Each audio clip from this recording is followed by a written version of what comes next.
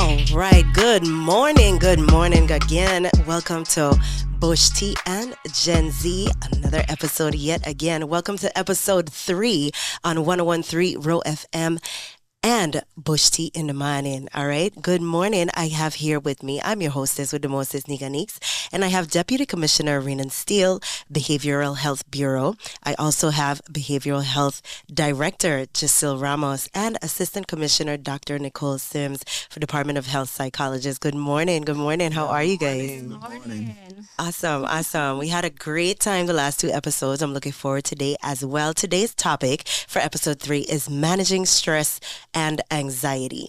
Managing stress and anxiety. It's a big thing, right? Yes. I think everybody gets a little bit of that at some point. All the time. So knowing how to cope with it as well as to identify it is important, which is what we're going to get into today.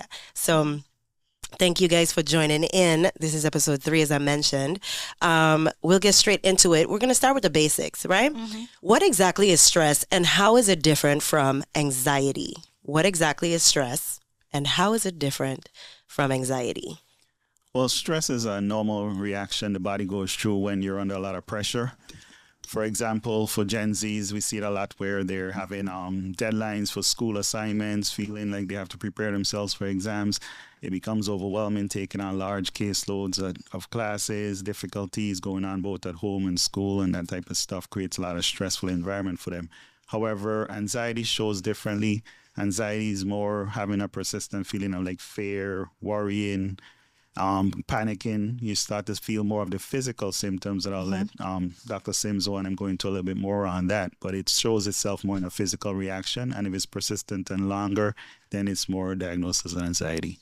Okay. Yes, I agree. Because stress is more like a response of the external, Right. that current moment that you're going through that situation.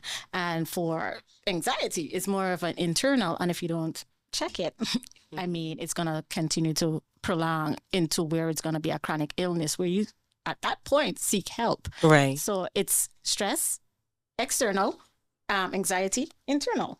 Okay. And today we have a new guest here on the show with us for the first time this morning. Good morning, Good morning. Dr. Nicole Cregwell Sims. That is she. She am I. Hey, I love it.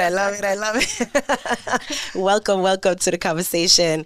It's a pleasure to have you here in the studio with It's us a pleasure today. to be here. This is cool. I love it. Yes. Amen. All right. See, look at this. We're making change one conversation at a time.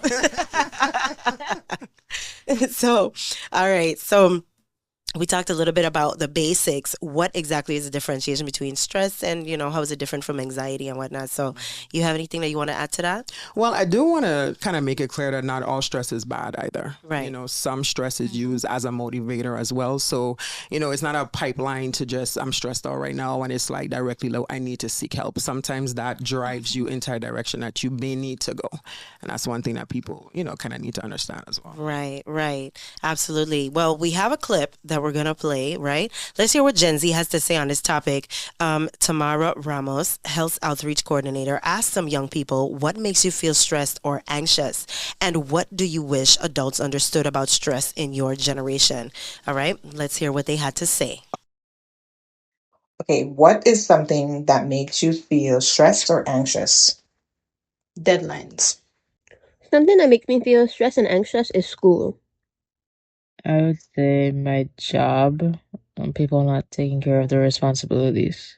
Me personally, I've been running for student council or class officer, and I have a job and I do schoolwork and I'm trying to apply for scholarships and I'm trying to do this and I'm trying to do that and I'm trying to do this and I think sometimes like even with all of that stuff, like one minor inconvenience could like throw off my whole day and make it like 10 times more stressful.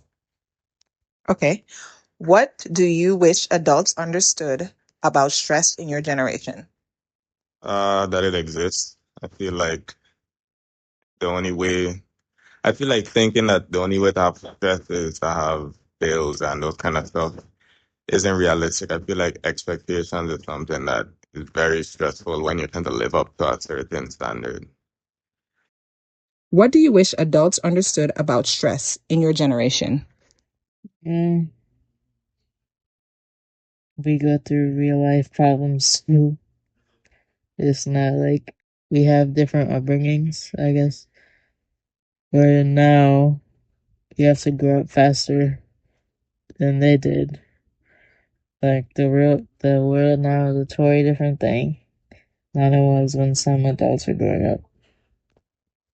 I feel like adults should understand that a lot of kids don't come out and tell you exactly what they're doing with their lives. What do you wish adults understood about stress in your generation? I wish they understood that being on top of their child so much about wanting a good grade, it makes them stress a lot and makes their mental health decline because they're striving to get a good grade, but then are fearing that they might not get a good grade. Lastly, what do you wish adults understood about stress in your generation? We need some space sometimes. Okay, all right. So you heard a little bit about what some of the children in our community feel about stress and anxiety in their real worlds, right? Mm-hmm. So one of the things that stood out to me from that clip is one of them mentioned when they asked you, what did you wish adults understood about stress and anxiety? And he said that it's real. Yes.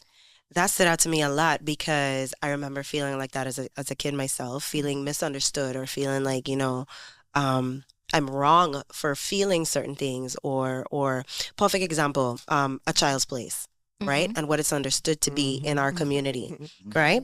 A lot of times what a child's place actually boils down to is as a child, you're experiencing whatever it is going on, traumatically or otherwise, right? You're experiencing it, but now you have a lot less of an outlet to explain or to even understand what it is that you're experiencing or if it's normal or how you're supposed to feel or navigate through that because, hey, you're not supposed to talk about that, stay in a child's place. Exactly. Right? But they're still having a lot of the very real conversations and or not conversations, experiences where these conversations are necessary to bridge the gap so that maybe it doesn't turn into trauma. Maybe it doesn't turn into something that's internalized and it can be nipped in the bud before it has the opportunity to grow roots into their nervous system, right? Mm-hmm. So that stood out to me because a lot of times we feel like, what stress does children have? You ain't got no bills. You ain't got no children. You understand? What you stress about? Exactly. I literally said it this morning. So I said it this morning. Like, you don't have anything else to do other than your chores, go to school, but they do. They do. Stress, with this global uncertainty, Correct. that is going on, especially Right. with the digital world and everything that we never experienced Right. then. So, Right. of course, they do go through stress. Yes. Not having that outlet to actually, cope with it. Correct. It's very important for them to have. But Mhm. at the same time, then we need to be able to listen to them. Listen. Rather than And put yourself in their shoes, right? Exactly. And Yeah, rather that than makes try to sense. fix the situation, we need to be able to give them coping techniques and so forth to handle that situation. Right, right. And even so, maybe they're not going through the stress, but maybe they're experiencing you being stressed as a Yes. parent, right? Or somebody a caretaker, somebody that's close to them. Because they deal with that as well too. If you're feeling a type of way, that child, absorbs that. Right. So and they don't understand, well, hey, this I feel this way because I'm getting it from you, but I don't understand how I feel. Yes. So that too is something that we don't necessarily put a lot of weight on because we grew up rough. Mm. Shake it off, deal with it, keep on going. Let's go. I don't hear that nonsense. So yes, and this is where the stigmas and stuff come from, but Yes. they're very real. And how do we navigate changing what the norms are in our community as it pertains to stress and anxiety? So We have to think about imposter syndrome as well. Right. And that's something that we don't necessarily hold space for yes, because, generations past. So we're talking about baby boomers, X, Y, it's like we came in on the tail ends of those things. But these Yes. children are actually living that. It's an everyday comparison and everyday, okay, I need to be like this, that, the third, a challenge here, a challenge there. So it's a lot that we don't necessarily understand or meet. And that's where empathy really comes in, understanding what it means to them and then, finding a way to have those discussions about it. amazing, and that's so very true because we got to find ways to bridge that gap. And as the adults, we're the ones that should be figuring out how to have the conversations, right? Versus we saying, oh well, if you have an issue, come talk to me. They don't always have the words. They don't even know a lot of times if it's a safe thing to talk about or You know, as a child, you spend so much time navigating where to stand and where what feels right. Yeah. So as us as adults, we should be making the step forward Yeah, to create have that those safe space for conversations. them. Right. So let's go to question two. Question two states, what are some common signs that a young person might be feeling overwhelmed or anxious?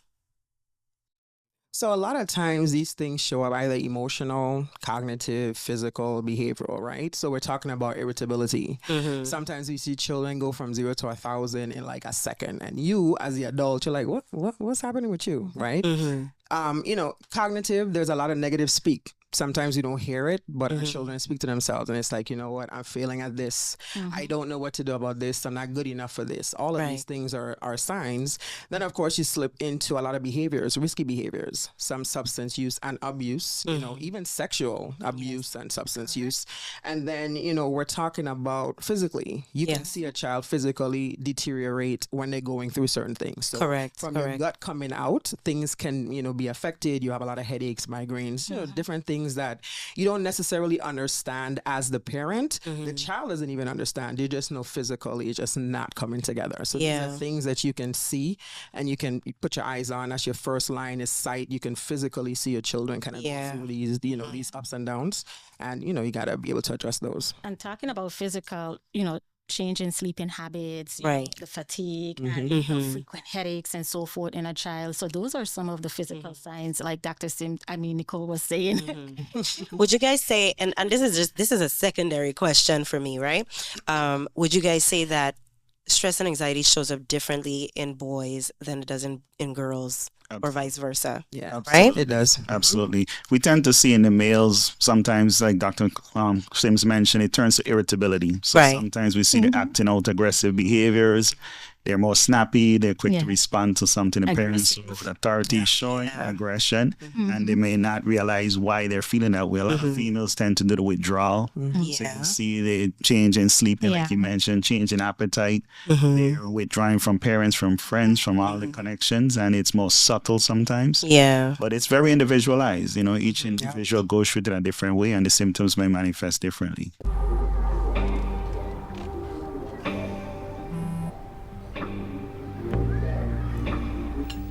I don't know why you're so sad. You've got a roof over your head. Bro, you gotta stop with that depression stuff. That's a white people thing. Escúchame, en esta casa los hombres no lloran.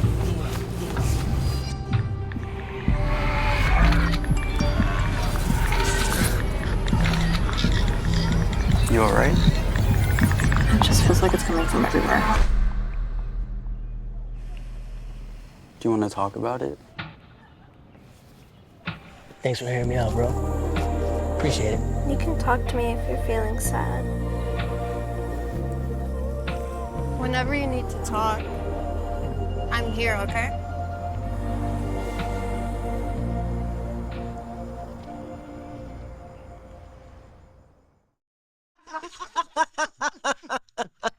No, but all jokes aside, so but and it's real. It's a very real situation that we're dealing with.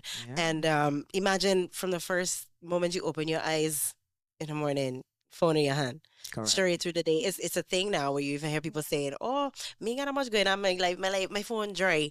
Like you scale how important you are, or how busy you are, how successful you are. How hard you're working based on how much your phone, how much people pinging your phone, texting, snapping, or reacting to your things. It's such a reactive time to live in to live in as well too. But those things don't carry any weight. You know. But it's watching them.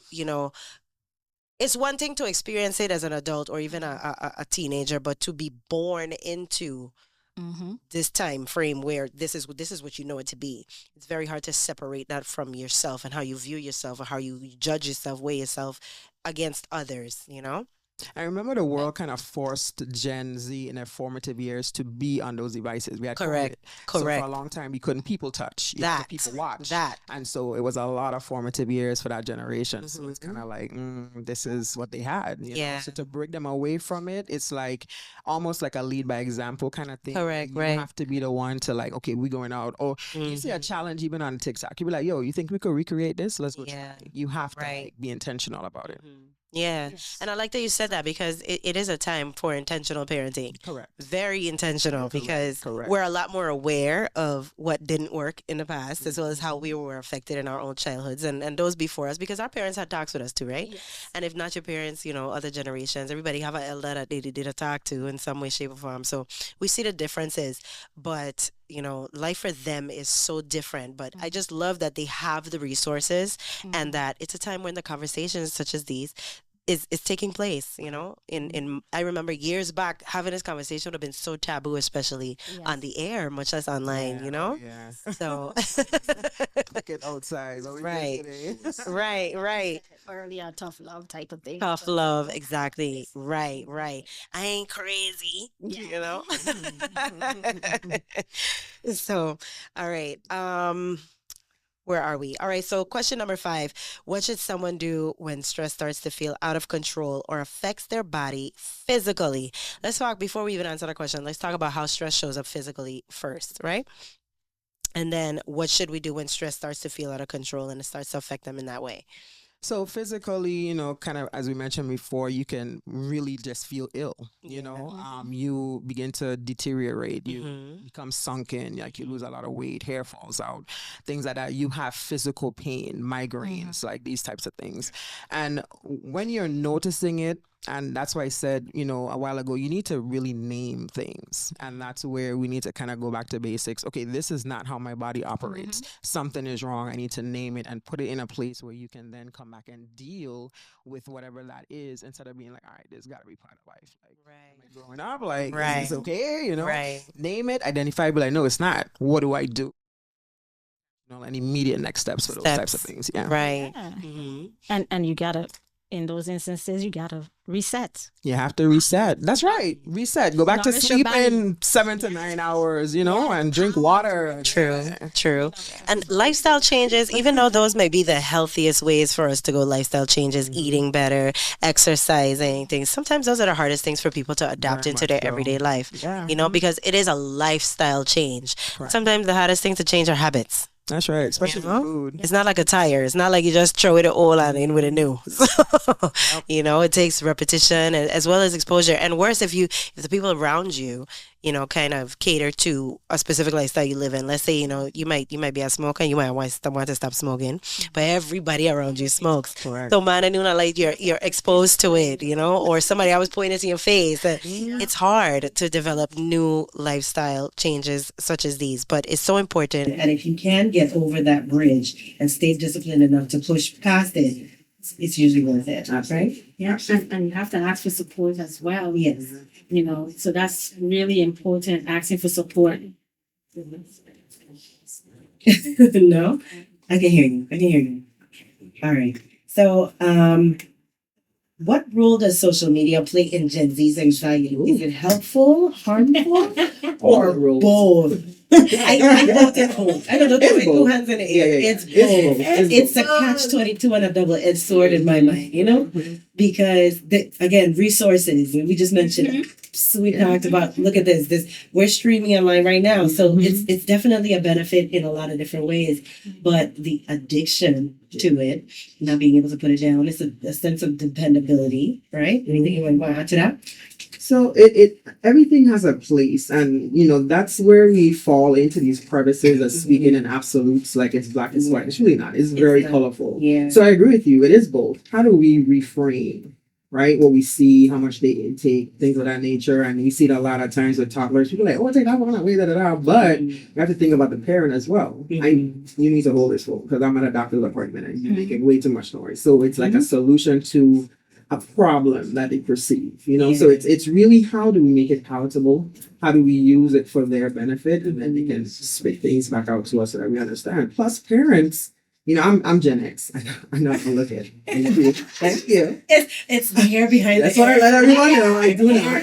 But it's like sometimes you have to meet them where they are. So if they TikTok, you know what I mean? Like ask something, figure out something so that you're aware as well. Correct. And as we mentioned just earlier, we talked about developing those healthy habits. So we have to treat that the same when we're talking about social media. Right. Knowing that, okay, I can go on there for a certain amount of time. Or being able to set parameters for yourself to know when it's too much, when it's stressing you out, when it's creating that anxiety and that unwanted feeling. So when you recognize some of those physical symptoms, if I going through, or when you're having thoughts that they're not normally your pattern of behavior, it's time to take a break and take those pauses and get out in nature and do something. Touch grass. It's about balance. Hashtag touch grass. Yeah, hashtag. It's about balance as well, Touch bush D. But on the helpful side, it's a creative outlet for them. Right. Social support and so forth. And it can be harmful with the fact that, online, it's your information is there. You ever heard about once your information is there, it can't go away. So yes, so those are the harmful portions of it for social media. But on the flip side, it's a creative outlet for Gen Z. As you can see, we have millionaires now that are like 12 years old and so forth. And they look for social media for support and so forth. But it's who you follow, what you follow, and how you follow.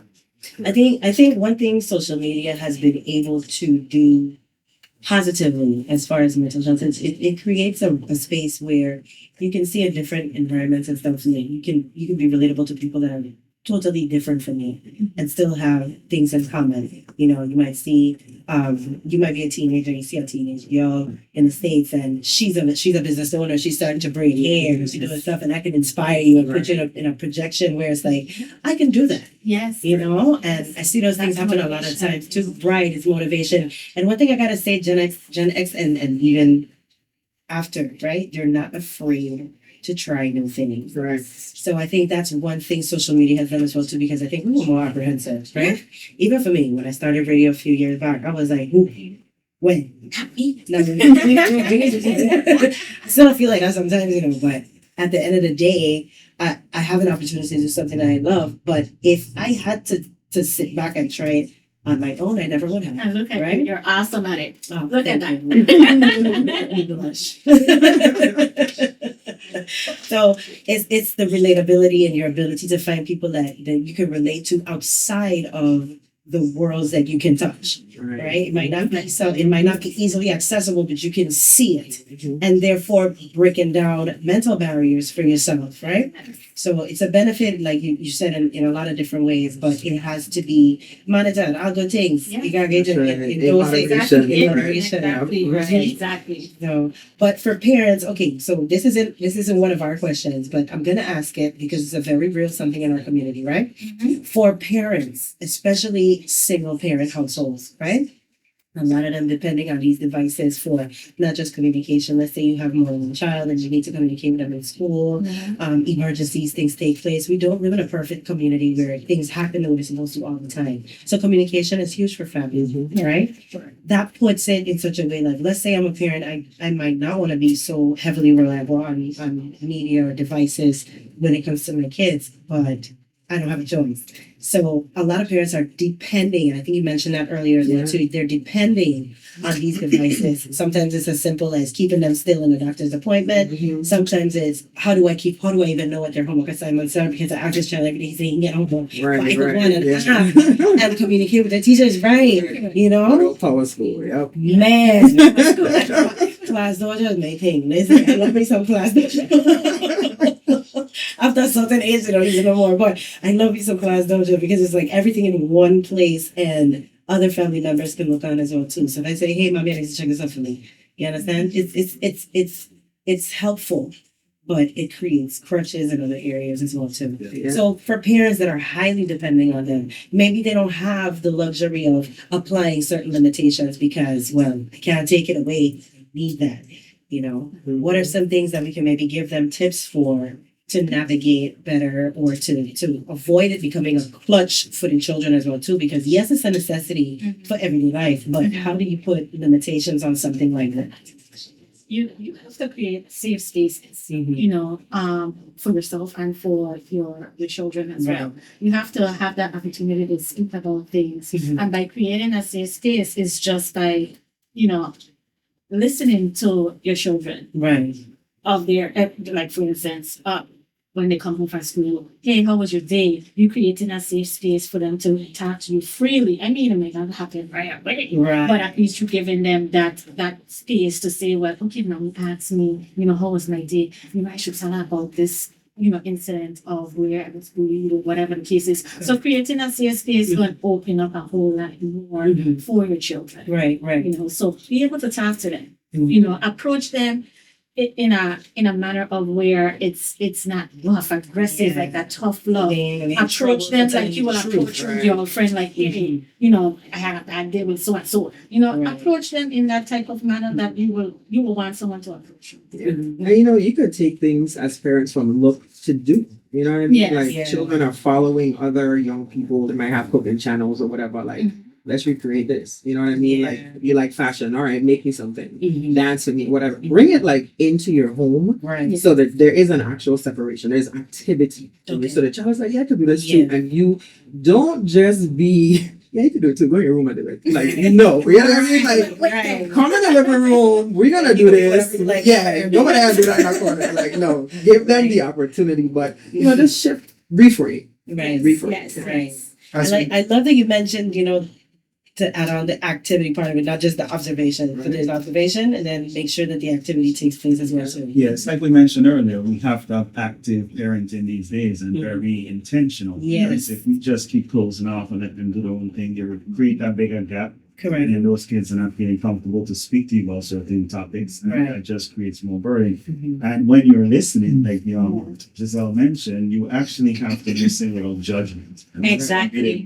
Allow them to keep feeling comfortable to come to you. Right. You're going to judge them on what they say. You're going to cut off that communication. Exactly. It's so true. Acknowledging what they're feeling, validating those feelings. And allow those feelings, even if it's tears and stuff. So like, right, that's happening. Yes. Right. Especially, I feel like especially with anxiety, because I didn't even realize how young anxiety can start for kids. It starts, especially kids that, let's say, they have delayed speech, so they're experiencing frustration on the outside because of something that they're having a shortcoming with. That creates anxieties from a very young age. So they were shut down, and they learn to shut down very early. Correct. And you mentioned something earlier about kind of taking it off of the adults around you. Yes. It's like anxiety is a perpetual state of worry. Correct. So you're in like 6th grade worrying about, because you see mom stressing about bills. Now you're doing it too. It's like, so you really have to let them know, I realize that you're going through this, but trust me, we're going to be okay. Whatever it is, you have to reinforce. And it limits them from being themselves too, because they're so adapted to what their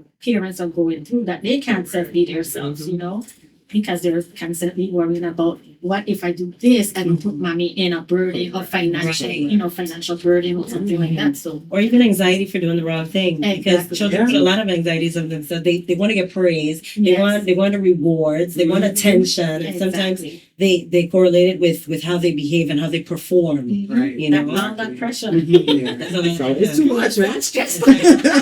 The more siblings in the house, the more pressure comes on. Definitely. The whole episode.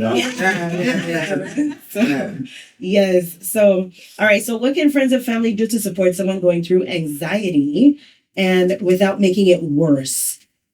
It's like we just said, it's just, again, not having judgment when you listen to them. Despite whatever they're telling you, you have to be there, keeping that open, listening, being supportive. And if you know something beyond that you can take care of, you need to accept that it's okay to get professional help for those situations. To teach them those coping skills and some of the techniques that with Sims and Nicole. Giselle, eventually. You have to make the right line. The call is her name. The call is her name. And you see the sleeve. It's Nicole. Tattoos equal Nicole. And use phrases like, I'm here for you. Right. I'm listening. Just being there for them means a whole lot. Yeah, really showing up. And you could also, I think, well, not my parents per se, but I've witnessed parents like kind of cut off how they grew up. You know what I mean? Like, if you used to steal from a candy store, be like, I stole candy. Like, share that. Your children didn't expect that you came out perfect. Right? Be real. Yes. I did this too. So I yeah. get it. I'm that parent. Really, there's a sense of familiarity. We all have Correct. to grow up, guys. You know Right. what I mean? So Right. Children once. We were. Yes, yes. But see, some people parent from a space of hierarchy. Correct. So I can't let you see my flaws. You can't see me be wrong. You can't see me, and I that sometimes causes more damage. It does more harsh than good. Right, right, right. Before we wrap up today's show, Dr. Sims / Nicole is going to give she's going to leave us with our weekly challenge, a small but powerful step that you can take this week to care for your mental health. All right, here we go, guys. Okay, so because we talked a lot about technology and we're really kind of focusing on that Gen Z pop, I want you guys to either post or make a short video of something reaffirming and positive. So today I choose to uplift someone. Today I choose to be positive. Today I choose to greet the first person I see. And that hashtag is going to be reframing mental health. So everything that you post this week, right, that's positive, your hashtag is reframing mental health. I love that. I love that. I love it too. I'm going to market that thing, bro. So we all doing it starting today? Starting today. Starting today. Reframing mental health. Yeah. Hey, so guys, I want to see these posts because I'm going to be looking for them. Hashtag reframing mental health. All right. So we're coming down to the end of the show. Lot of time to fly when you're having fun. For this topic. Listen, I'm saying we might need to talk to the powers that be, making this episode a little longer on Thursdays. But it's always a definite pleasure having you guys here in the studio with us. Thank you to our guests, Deputy Commissioner Renan Steele, Director Giselle Ramos, and Dr. Nicole Sims for helping us unpack stress, anxiety, and the tools to manage it. All right, join us next Thursday for a new episode of Bush T and Gen Z, Real Talk in the Morning, each and every Thursday morning. All right, we'll be talking about how social media impacts Gen Z's mental health. All right, remember that you're not alone. If you need someone to talk to, call or text 988, the Suicide and Crisis Lifeline, where counselors are available 24/7. It's free and confidential. Until then, take a breath, take care of yourself, and remember, it's okay to talk about it.